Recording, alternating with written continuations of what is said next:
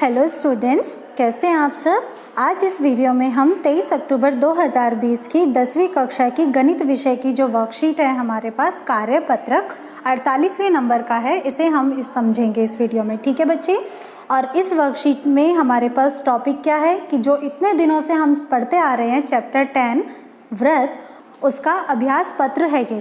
तो इसका मतलब ये हुआ कि यहाँ पर हमारा टेस्ट लिया जा रहा है। तो बच्चे मैं आपको यहाँ पर सजेशन दूंगी क्या कि आप पहले इन क्वेश्चंस को, यहाँ पर कितने क्वेश्चंस है देखिए, 10 क्वेश्चंस हैं। आप इनको पहले खुद ट्राई कीजिए और उसके बाद आप एक बार इस वीडियो को देखिए ताकि आपके जो कॉन्सेप्ट है वो बहुत अच्छे से भी क्लियर हो जाए। तो चलिए हम अपनी वर्कशीट को स्टार्ट करते हैं। तो यहाँ पर हम प्रश्न 1 से शुरुआत करते हैं। प्रश्न 1, इसमें हमारे पास क्या है कि दी गई आलेख या स्थिति में इन्हें नामांकित करना है, यानी कि हमें इनके नेम बताने हैं कि कहाँ कहाँ कौन कौन है। पहला है स्पर्श बिंदु। अब स्पर्श बिंदु कहाँ होगा? जहाँ पे स्पर्श हो रहा होगा। तो आप देखिए यहाँ पे ये टायर है और ये टायर जो है इस रेखा को इस बिंदु पर स्पर्श करता है। हम इसको यहाँ पर नेम दे देते हैं ए और ये बता देते हैं कि ये क्या है, यहाँ पर स्पर्श बिंदु है। ठीक है बच्चे। अब उसके बाद हमारे पास अगला कॉन्सेप्ट क्या है कि त्रिज्या। आपको त्रिज्या बतानी है क्या होती है। तो त्रिज्या क्या होती है कि जो भी आपके पास रेखाखंड केंद्र से वृत्त तक जाता है वो आपके लिए क्या कहलाता है? त्रिज्या कहलाता है। तो ये आपकी त्रिज्या है जिसे आप किससे प्रदर्शित करते हैं? आर से। तीसरा हमें यहाँ पर दिखाना है क्या? स्पर्श रेखा को। स्पर्श रेखा कौन सी है हमारे पास? ये वाली जो रेखा है ये हमारे पास क्या है? स्पर्श रेखा है। और इस स्पर्श रेखा को हम यहाँ पर नाम दे देते हैं क्या? P Q. तो पी क्यू हमारे पास जो है वो एक स्पर्श रेखा है। अब इस प्रश्न 1 के बाद हम बात करते हैं अगले प्रश्न की। तो प्रश्न 2, इसमें देखिए क्या है कि केंद्र O वाले वृत्त पर 2 स्पर्श रेखाएं हमें दिखाने हैं AB और AC, जिनके स्पर्श बिंदु क्या क्या हैं? B और C है। तो चलिए हम सबसे पहले तो क्या करते हैं, एक वृत्त बनाते हैं। ये हमने बना दिया है बच्चे एक वृत्त, ठीक है। और इस वृत्त पर आपके पास केंद्र कितना है? आपका O केंद्र है और इस पर आपको एक स्पर्श रेखा तो ये है और दूसरी स्पर्श रेखा हमारे पास ये है। तो ये कहाँ से खींची गई है? A बिंदु से। जहाँ पर ये वृत्त को स्पर्श करती हैं वो आपके स्पर्श बिंदु है B और C। तो इस प्रकार हमने ये दूसरा प्रश्न भी यहाँ पर हल कर लिया है। तो दूसरे प्रश्न के बाद अब हमारे पास तीसरा प्रश्न है। ध्यान से देखिए कि किसी बिंदु C से वृत्त की स्पर्श रेखा की लंबाई। तो बच्चे यहाँ पर भी हम क्या करें? स्पर्श रेखा बना देते हैं पहले। तो किसी बिंदु C से, ये बिंदु हमने ले लिया C और यहाँ से हम ये स्पर्श रेखा बना दी हमने। इसकी जो लंबाई है इसको हम यहाँ पर नाम दे देते हैं A और ये कितनी है जी? 8 सेंटीमीटर है।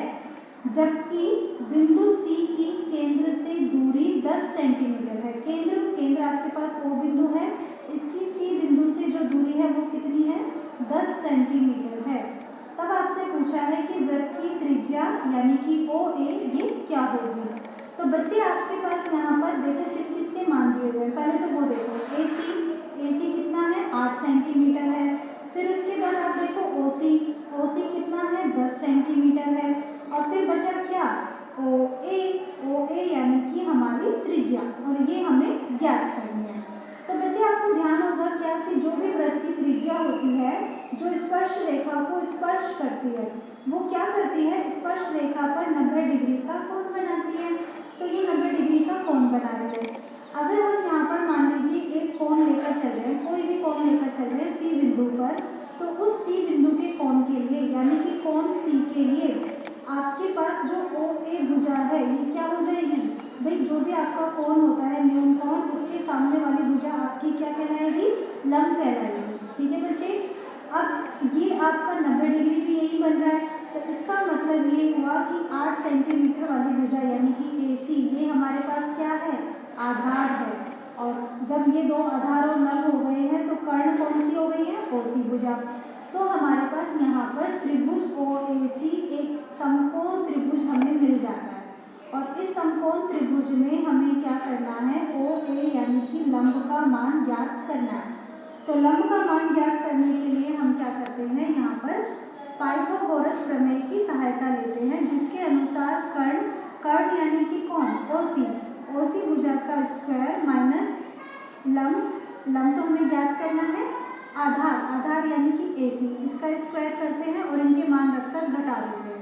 OC का मान हमारे पास कितना है, देखिए OC कितनी है, 10 सेंटीमीटर है, तो आपने 10 का स्क्वायर किया माइनस AC कितना है 8, तो आपने 8 का स्क्वायर किया, 10 का स्क्वायर आपने किया कितना आया 100, 8 का स्क्वायर किया आपको कितना मिला 64, तो 100 में से 64 गए यानी कि 36, और 36 का वर्गमूल कितना आया 6 सेंटीमीटर, तो डी ऑप्शन हमारा सही है।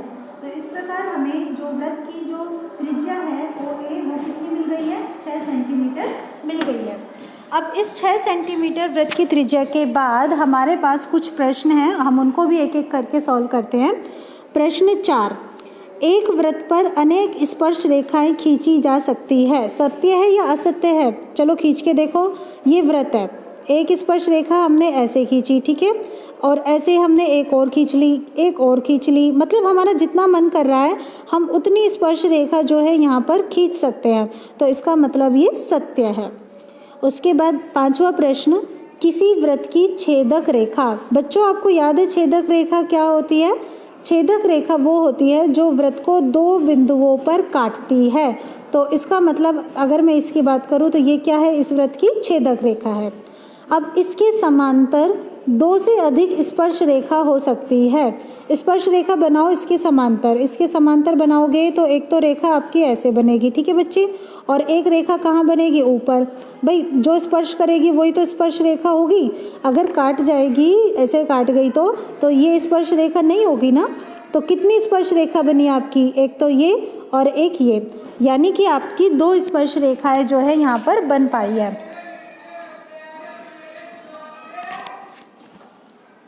तो आपका ये कथन कैसा होगा, सत्य या असत्य? असत्य, क्योंकि हमारी कितनी स्पर्श रेखा बनी है, केवल 2।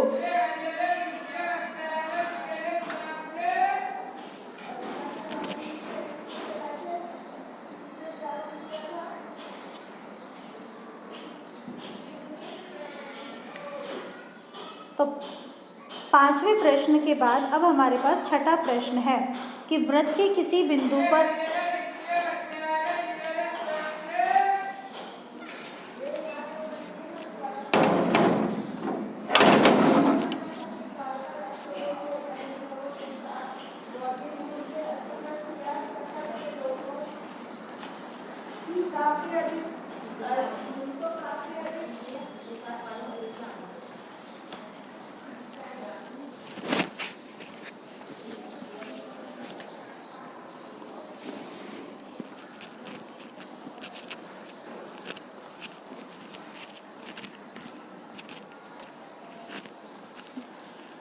अब 5वें प्रश्न के बाद हमारे पास 6ठा प्रश्न है जिसमें क्या कहा है कि वृत्त के किसी बिंदु पर स्पर्श रेखा, तो चलिए बच्चे आपने ये बनाया वृत्त और उस वृत्त पर आपने एक स्पर्श रेखा ये हमने यहाँ पर खींच दी।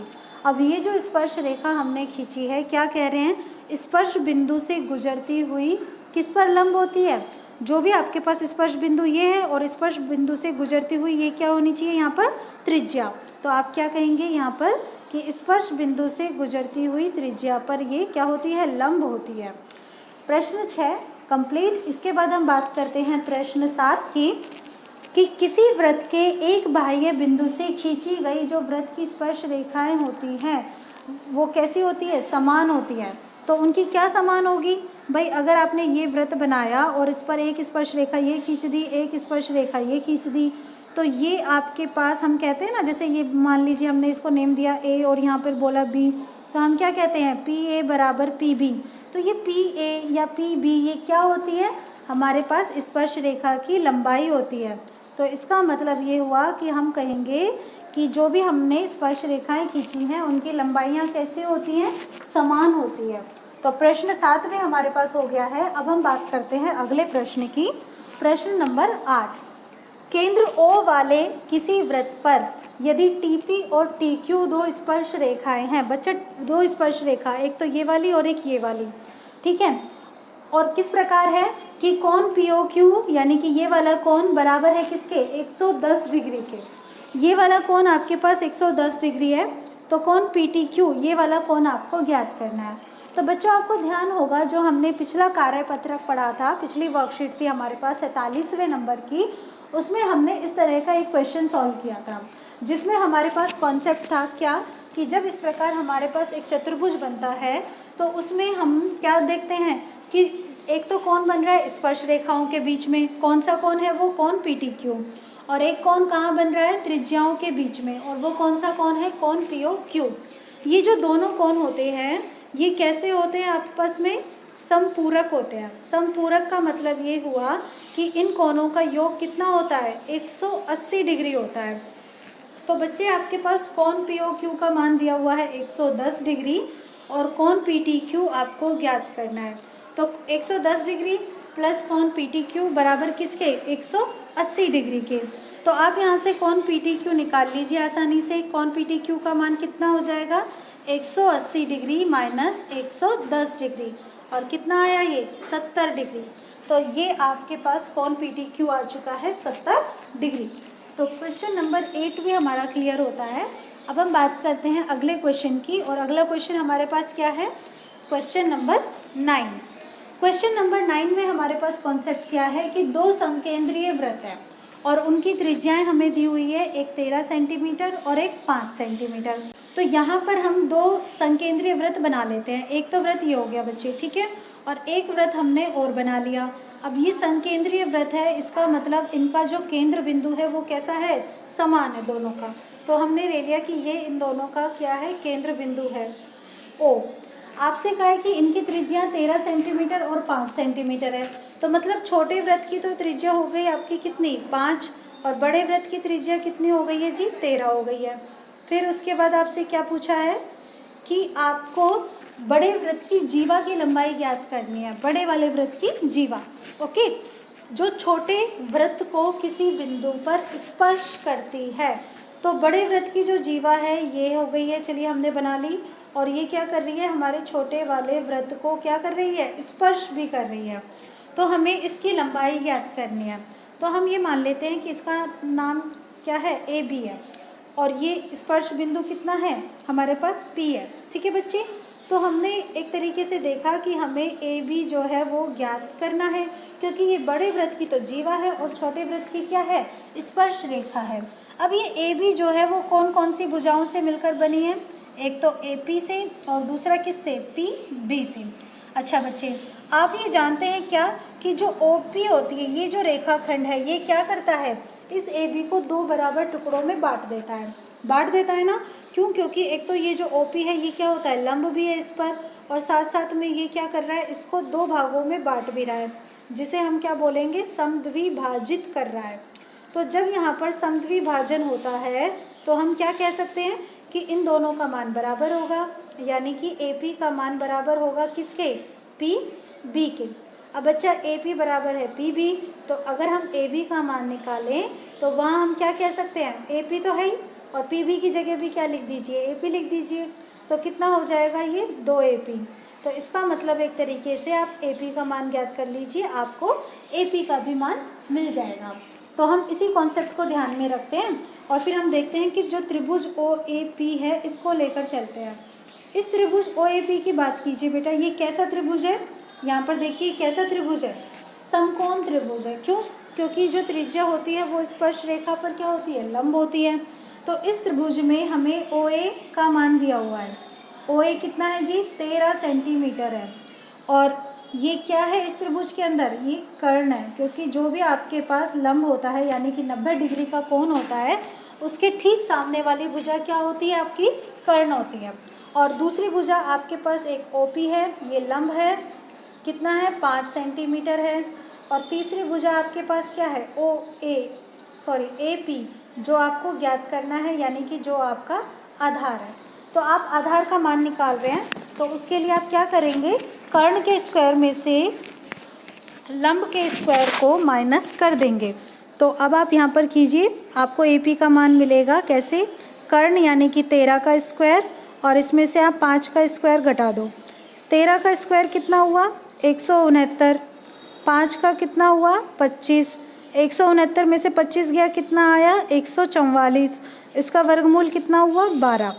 तो AP का मान मिल गया।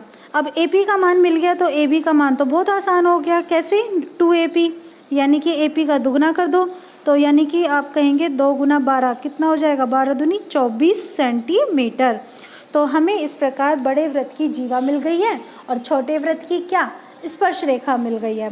तो प्रश्न 9 भी हमारा क्लियर हुआ। अब प्रश्न 9 के बाद हम बात करते हैं किसकी, प्रश्न 10 की। तो प्रश्न 10 में हमारे पास एक आकृति है जिसमें हमें AC का मान दिया हुआ है कितना, 10 इकाई। तो बच्चे आप ध्यान से देखो, AC इसके बीच में क्या है, यहाँ पे B है, इसका मतलब ये आपकी AB और BC इन दोनों से मिलकर बनी हुई है, सही बात है ना। तो ये हमारा पहला पॉइंट हो गया। फिर हम क्या देखते हैं कि जो B बिंदु है वो कैसा बिंदु है, बाह्य बिंदु है। तो आप इस बाह्य बिंदु से क्या कर सकते हो, स्पर्श रेखा खींच सकते हो, और जो भी आप स्पर्श रेखा खींचोगे उसकी लंबाई कैसी होगी, बराबर होगी।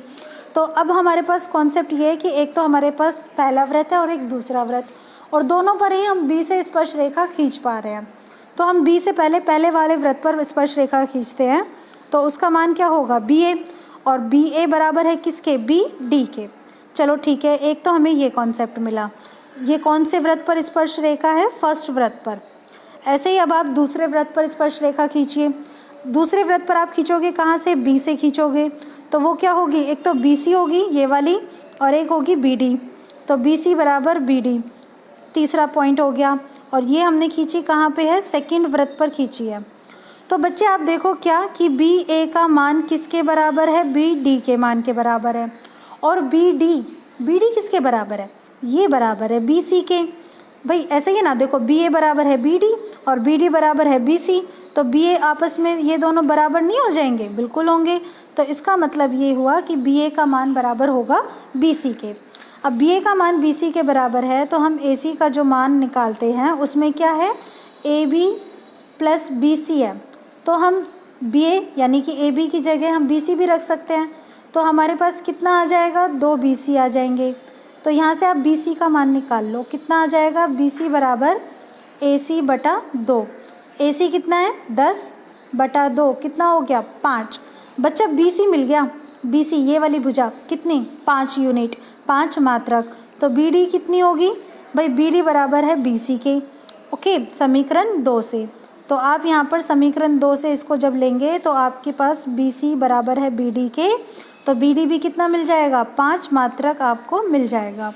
तो ये हो गया है आपका प्रश्न 10 और आपकी वर्कशीट कंप्लीट।